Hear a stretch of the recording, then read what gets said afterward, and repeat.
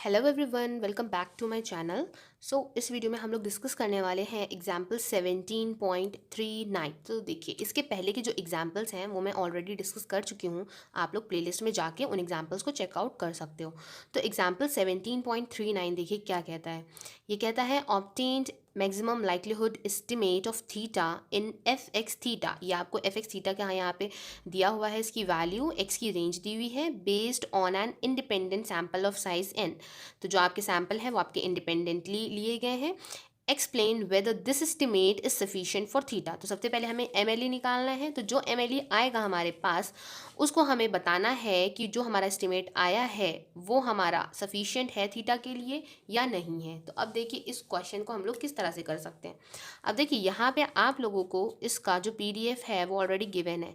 F of X theta is 1 plus theta then X to the power theta and X की जो range given है यहाँ पे वो गिवन है एक्स लाइज बिटवीन 0 से 1। सो यहाँ पे मैं आप लोगों को एक क्वेश्चन पूछना चाहूँगी।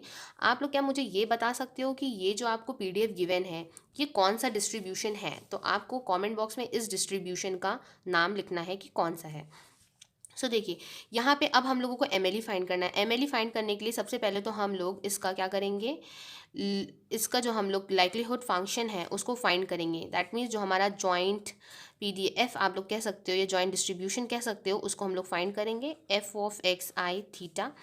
तो यहाँ पे हम लोग क्या करेंगे, pi i going from 1 to n और इसकी वैल्यू सब्सटीट्यूट कर देंगे 1 plus theta X to the power theta is equal to, जब आप लोग यहाँ पे देख रहे हो कि 1 plus theta is a constant, so हम लोग यहाँ पे क्या लिख सकते हैं 1 plus theta to the power n। यहाँ पे n हो जाएगा but x is a variable.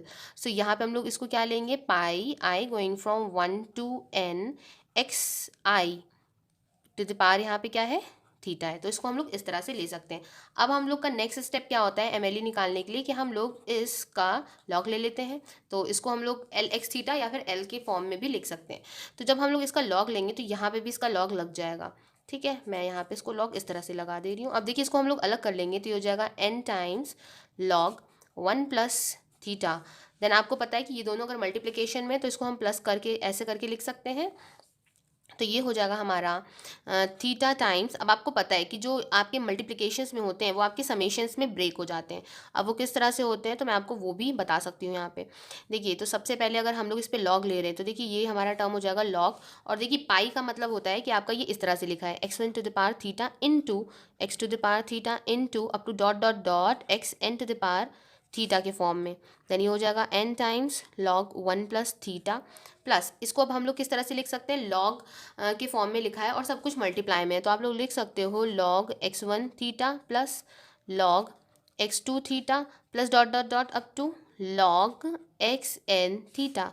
Then ये हो जाएगा n times log 1 plus theta plus, अब ये देख रहे हो आप लोग, अब आप लोग इसको समेशन में लिख सकते हो, summation i going from 1 to n log x i theta. अब आप लोग को पता है कि यहाँ से थीटा जो है हम लोग आगे इसको मल्टीप्लिकेशन में लिख सकते हैं।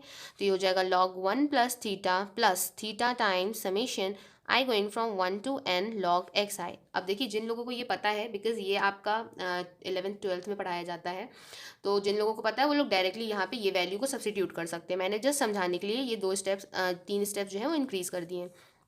अब देखिए यहाँ पे हम लोगों ने ये लिख लिया। अब नेक्स्ट स्टेप हमारा क्या होता है, हमें MLE निकालना है थीटा का। तो हम लोग इसको थीटा के ही रिस्पेक्ट में डिफ्रेंशिएट करेंगे। तो जब हम लोग इसको थीटा के रिस्पेक्ट में डिफ्रेंशिएट कर देंगे तो ये हमारा क्या हो जाएगा n टाइम्स 1 अपॉन थीटा हो जाएगा।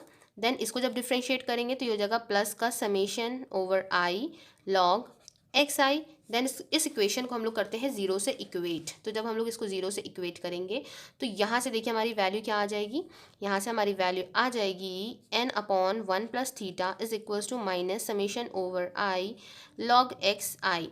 देन हमें थीटा की ही वैल्यू, थीटा का MLE फाइंड करना है ऑब्वियसली।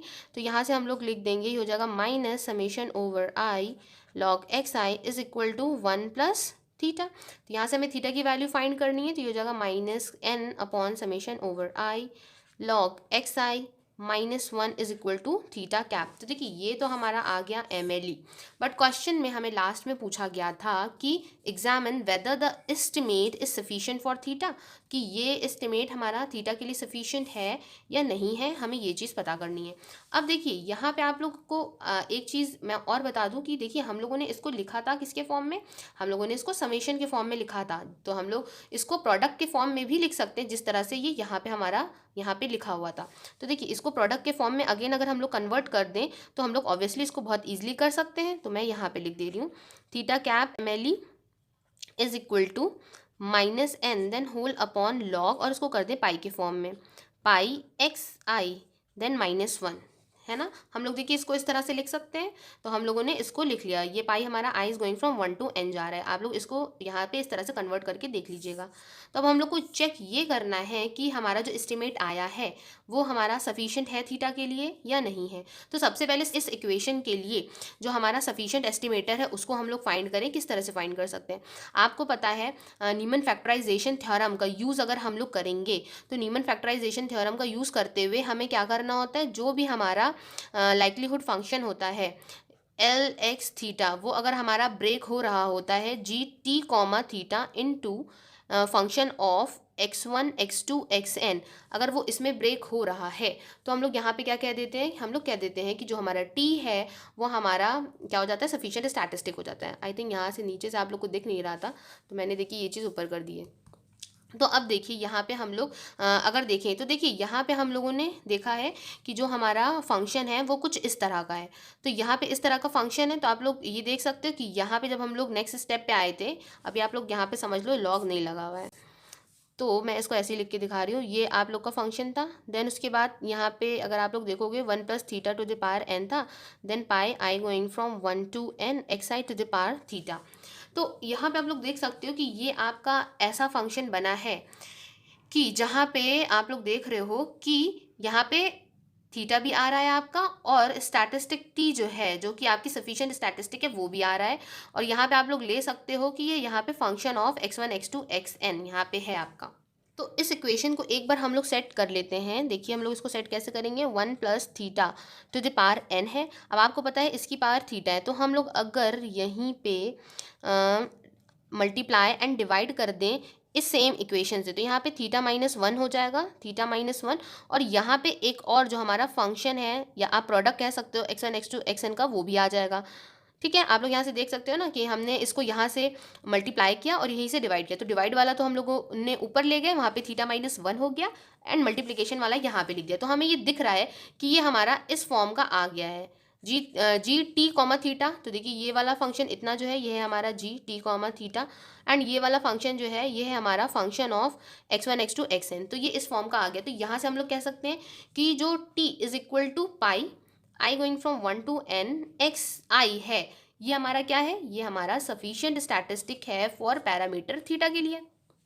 और यहाँ से आप लोग देख के ये कह सकते हो कि ये जो फंक्शन है आपका, ये आपका 1 to 1 फंक्शन है फॉर पैरामीटर थीटा। तो अगर ये 1 to 1 फंक्शन है तो इनवेरियंस प्रॉपर्टी ऑफ सफिशिएंसी का हम लोग यूज़ करते हुए बोल सकते हैं कि ये जो एस्टिमेट हमारा आया है ये एस्टिमेट भी हमारा सफिशिएंट हो जाएगा पैरामीटर थीटा के लिए। सो आई होप कि आपको ये जो सोल्यूशन था इस एग्जाम्पल का, एग्जाम्पल 17.39, ये पूरा समझ में आया होगा। और अगर समझ में नहीं आया हो या कोई क्वेरी हो तो आप लोग मुझसे कमेंट बॉक्स में कमेंट करके पूछ सकते हैं। Thank you for watching this video, have a nice day.